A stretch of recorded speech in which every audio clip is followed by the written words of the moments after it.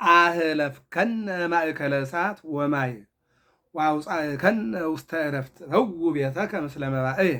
በስመ አብ ወወልድ ወመንፈስ ቅዱስ አሐዱ አምላክ አሜን። በእሳትና በውሃ መካከል አሳለፍከን።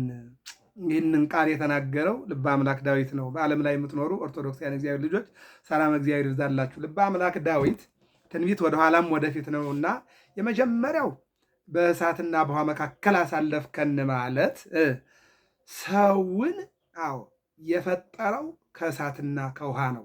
ውሃ እሳትን ያጠፋል፣ እሳት ደግሞ ውሃን ያፈላል። ስለዚህ በማይመጣጠኑና በማይታረቁና ሰላም በሌላቸው ነገሮች፣ አንድነት በሌላቸው ነገሮች ከእሳትና ከውሃ ከነፋስና ከመሬት ፈጥረ ሰው አደረከን።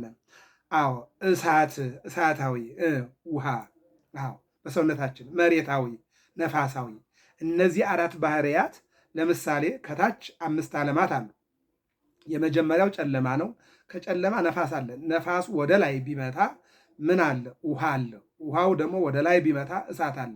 እሳቱ ወደ ላይ ቢመታ ምን አለ? አፈር አለ። እነዚህ ምን ይፈጠራል? ርዕደ መሬት ይፈጠርና እሳተ ገሞራ ተፈጥሮ ዓለም ትጠፋለች ማለት ነው። አያችሁ፣ እኛ ሰውነት ላይም እሳት ቢበዛ ውሃ ቢያንስ ምን ይሆናል የሚፈጠረው ነገር። ነገር ግን እሳትና ውሃን አንድ አድርገህ ከመሬትና ከነፋስ ጋር ሰው አድርገህ አሳለፍከን። ያሳለፈና አምላክ የተመሰገነ ይሁን። ሌላው በዚህ በዘጸአት ምዕራፍ 14 ላይ አባቶቻችን 600 ሺህ እስራኤላውያን እሳት ባህር ምን አለው? ኃይል አለው። ውሃውን ግራና ቀኝ ከፍለህ ምን አደረግ? አሻገርከን። በዚህ በኩል ያለውን ግርግዳ ሁኖ እንድንደግፈው፣ በዚህ በኩል ያለው ደግሞ ጥምቀት ሁኖ ደግሞ በቅዝቃዜ እንድንሻገር አደረከን ይላል። እንደገና ትንቢተ ዳንኤል ምዕራፍ 3 ላይ ደግሞ 3 ወጣቶች ይትባረክ እግዚአብሔር እስራኤላውያንን በኤርትራ ባህር ያሻገረ እኛን ደግሞ ይህን የነደደውን እሳት ውሃና እሳት አድርጎ ያሻግረናል ብለው ይትባረክ እግዚአብሔር የአባቶቻችን አምላክ ሲሉ እሳቱ ምን ሆነላቸው? ውሃ ሆነላቸው። እሳቱ እየነደደ ነው። አቃጣይነቱ ወደ ውሃነት ተቀይሮ እነዚህ አናንያ፣ አዛርያ፣ ሚሳኤል ተሻገሩ። ምን አሉ? ይትባረክ እግዚአብሔር ብለው 6 ጊዜ ዘመሩ።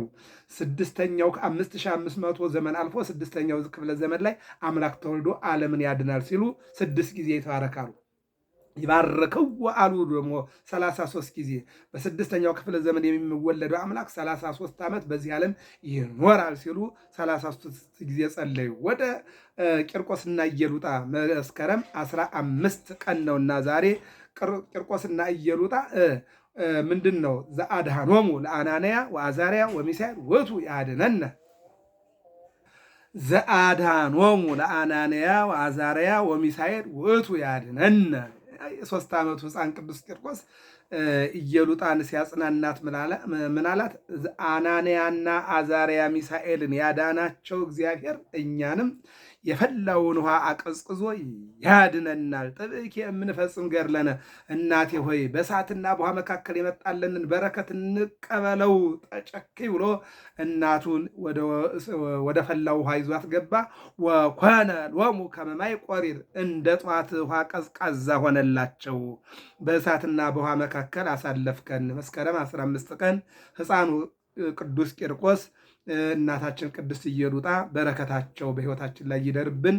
የበዓለ መስቀሉ በረከት በእውነት እግዚአብሔር አምላክ እንግዲህ ከዛሬ ጀምሮ ወደ መስቀሉ እየተጓዝን ነውና የሰላምና የጤና የመከባበርና አብሮ የማለፍ በዓል እንዲሆንልን የእግዚአብሔር አምላካችን መልካም ፈቃድ ይሆንልን።